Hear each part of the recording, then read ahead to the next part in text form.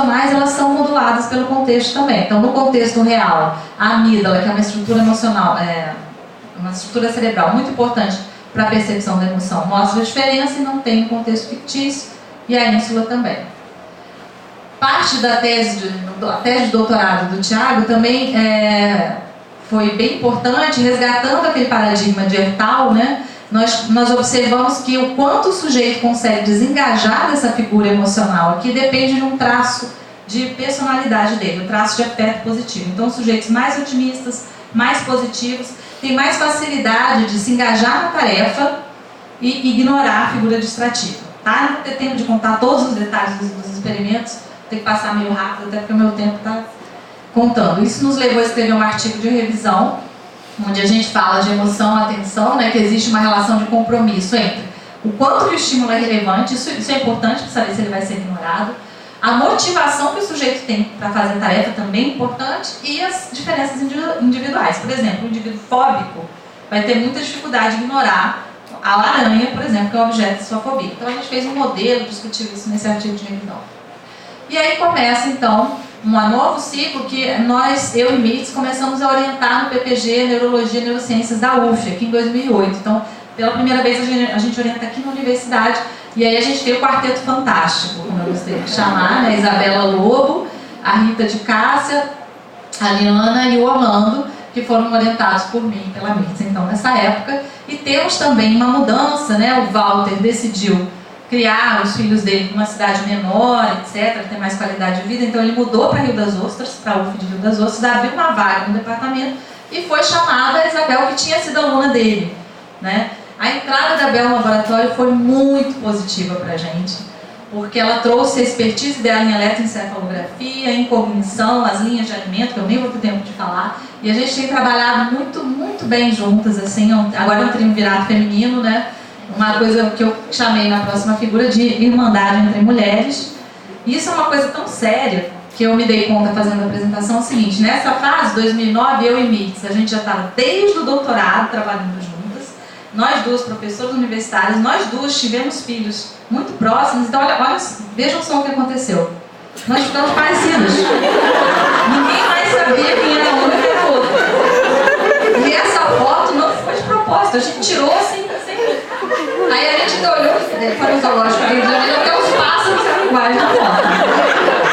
Então, assim, foi uma fase que a gente ficou realmente muito parecida, ninguém nos diferenciava.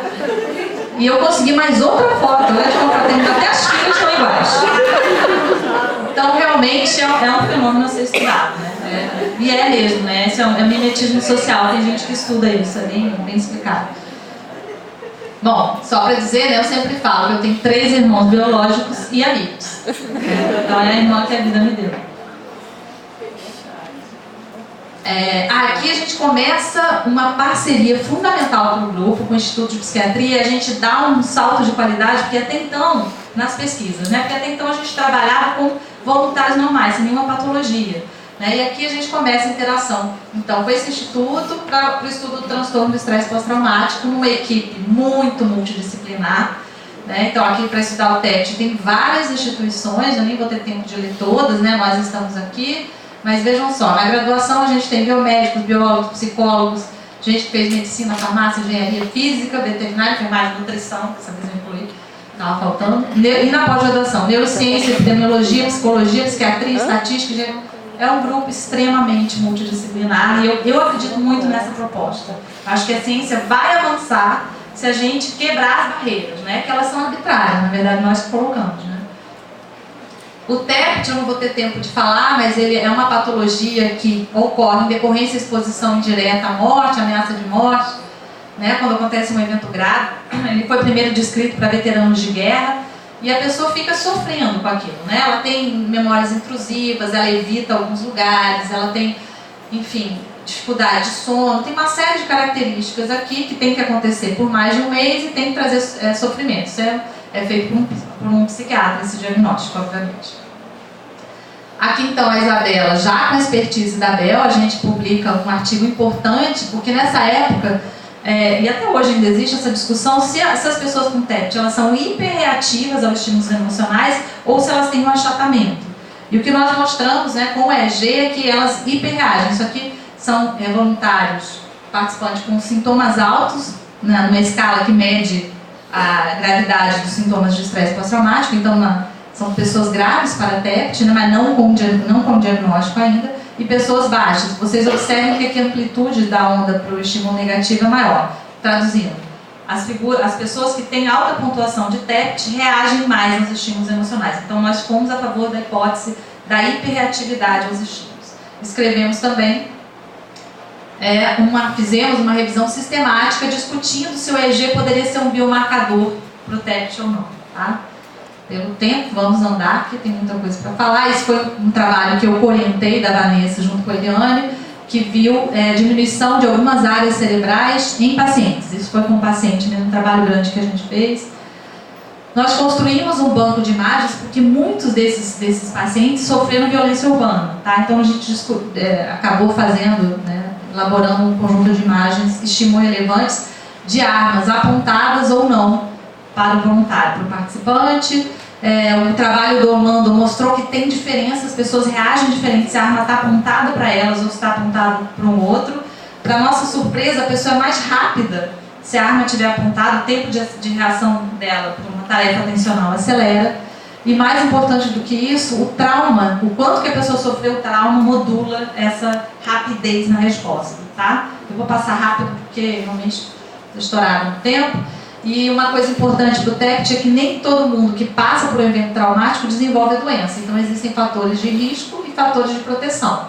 Né? A gente estuda, por exemplo, temos alunos agora, a Camila está estudando traumas de infância e é multifatorial, né? Sempre.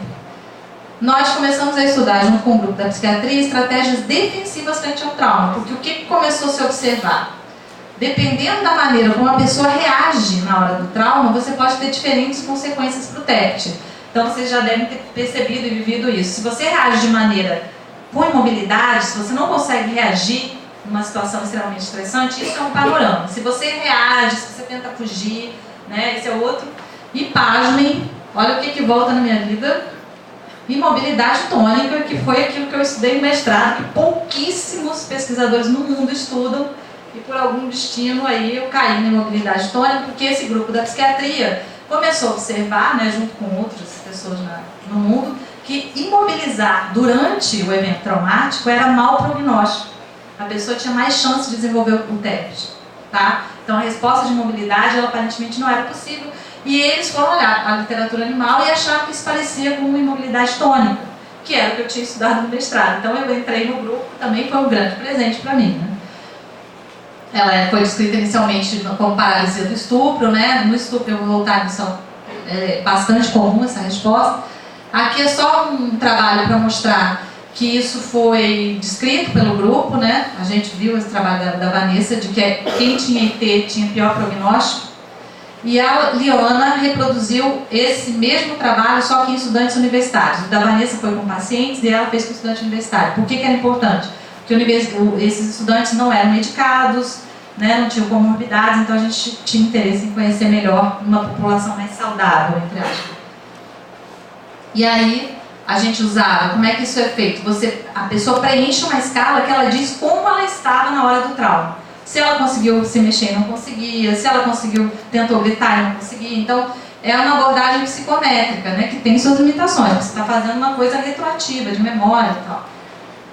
Então, o grupo lá, coordenado pela Eliane, a gente publicou essa revisão ano passado, foi uma revisão muito importante, de maneira muito engenhosa, fez uma maneira de simular essa situação, que era colocar o indivíduo numa plataforma de força e escutar o próprio trauma. Tá? Então, simular uma situação em que ele estivesse no contexto presa-predador e observaram, de fato, a resposta de imobilidade tônica. Então, essa pergunta que eu tinha feito, né, se existe imobilidade tônica em humanos, os trabalhos do grupo foram pioneiros em mostrar que muito provavelmente sim.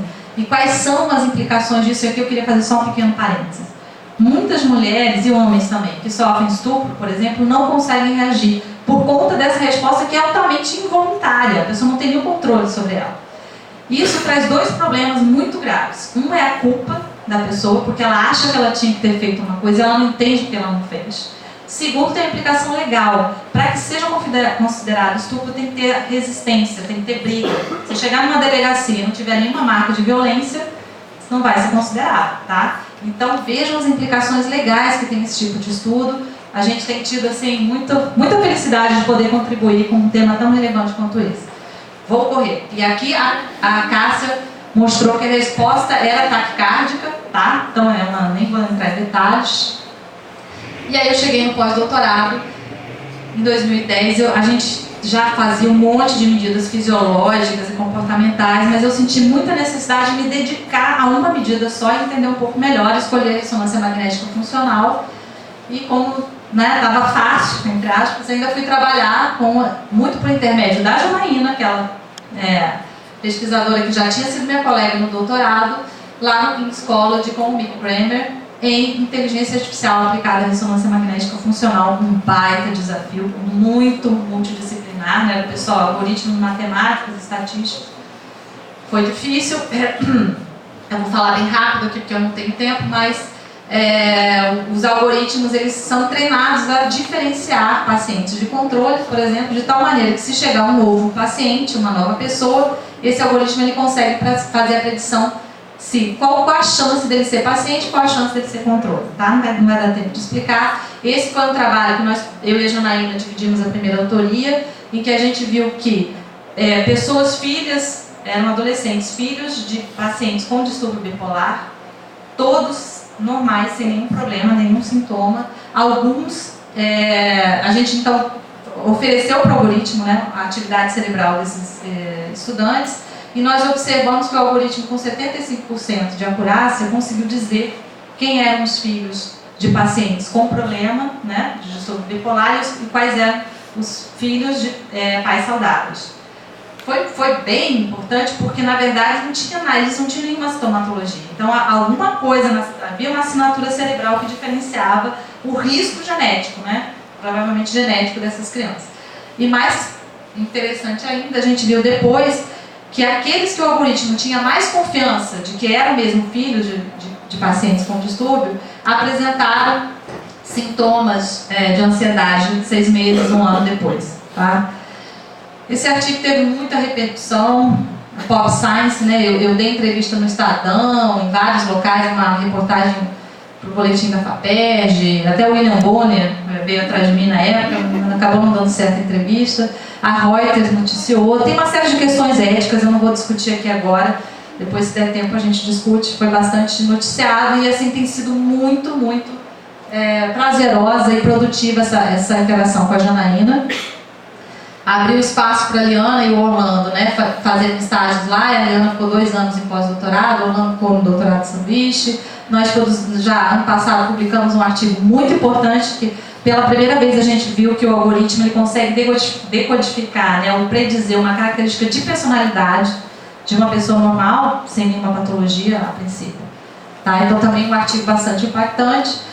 E nós temos trabalhado uma colaboração importante com a Mary Phillips, já desde a época que eu estava lá fazendo pós-doc. Ela é a psiquiatra, a Janaína é da Computer Science, né, da parte de computação, e nós aqui da neurociência. Então a gente tem trabalhado, está bem atual, de maneira bem produtiva. E eu fiquei muito orgulhosa quando eu recebi o contrato honorário da University College de London, e chegou pelo correio. Eu fui contemplada então com esse contrato honorário. Eu tenho uma position lá, uma position, né? Não é um contrato que me pagam, né? Então é um contrato honorário, mas é um reconhecimento ao nosso trabalho. Eu posso usar a estrutura da universidade, diversas facilities que eles têm lá, né? Muito importante para a internacionalização, não só do nosso grupo, como da UF, né? Projetos atuais eu vou passar muito rápido, que são os meus queridos alunos de mestrado, a Marta, o Arthur, a Carolina. O Arthur e a Carolina eu estou orientando junto com a Bela. A Camila, que eu falei que está estudando a influência dos traumas de infância no TEPT. A Andressa, a gente está numa linha mais arriscada, entramos na meditação. A Jéssica, que estuda a influência da emoção sobre memória de trabalho, que eu oriento junto com a Bel, já com 2 artigos publicados, tá? Só para dar um panorama. Atividade de ensino, eu tenho dado aula para esses cursos que vocês estão vendo, né? Mas a minha carga horária é muito concentrada na farmácia, por essas razões óbvias, né, de que eu participei da discussão do currículo, né? Eu sou farmacêutica, então eu tenho realmente um apego maior. A gente dá uma carga horária grande aqui na UF, de graduação.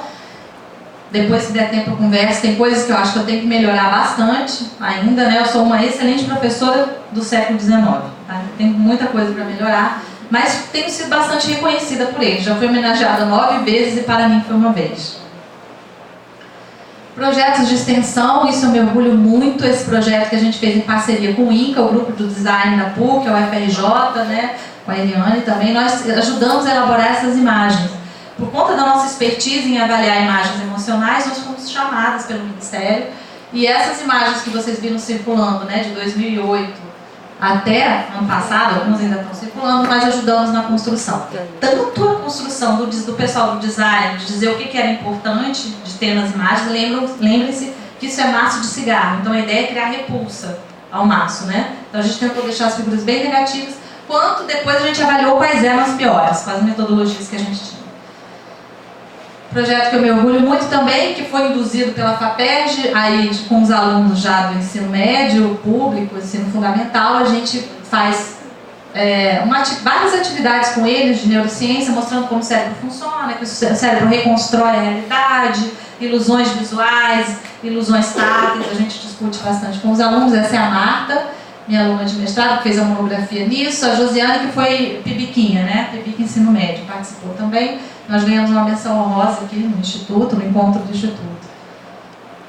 Projeto que está me motivando demais e conta com a participação dessas pessoas, a Eliane, a Fátima, minhas companheiras de várias jornadas, e a Karen, que eu queria pontuar, eu conheço desde lá, né? A gente foi contemporânea, uma daquelas parcerias também de muito longa data, uma pessoa maravilhosa, mulher inspiradora também, que eu tenho muito prazer de conviver nesse projeto, é fundamental. E ela tem sido um apoio, assim, um entusiasmo muito grande. A ideia é basicamente discutir por que acontece esse efeito tesoura, né? Aqui é um caso da Austrália, mas poderia servir para vários países. As mulheres são cada vez menos em espaços de decisão, tá? Então, se a gente for olhar no andar da carreira acadêmica, muito poucas são professors, né? O que seria o titular. Cerca de 20% a 25%, isso é uma realidade bastante geral e que não muda com o tempo. E não é só na academia. Nas empresas, se você for subindo, você não encontra mulheres, muitas mulheres em cargos de posição. Na política, chega a ser ridículo o caso do Brasil. Nós temos cerca de 10% das mulheres só na política. Está atrás do Afeganistão, Arábia Saudita, vários outros países. Então, por que esse fenômeno acontece? Por que nós, mulheres, não estamos nos espaços de decisão? Então, é isso que o projeto traz. Tem algumas coisas que nós estamos discutindo, a maternidade é uma delas, e o outro é um fenômeno que eu não vou ter tempo de comentar com vocês, que é o viés implícito, o estereótipo de gênero, que é um estereótipo implícito que nós nos excluímos e somos excluídas, né, na relação dupla aí, em relação a isso. A gente tem feito uma série de apresentações, e numa delas nós fomos convidados, foi um simpósio lá em Porto Alegre, para fazer parte do GT, eu soube essa semana, no GT da CAPES, um grupo de trabalho para discutir isso. Então é uma grande responsabilidade, uma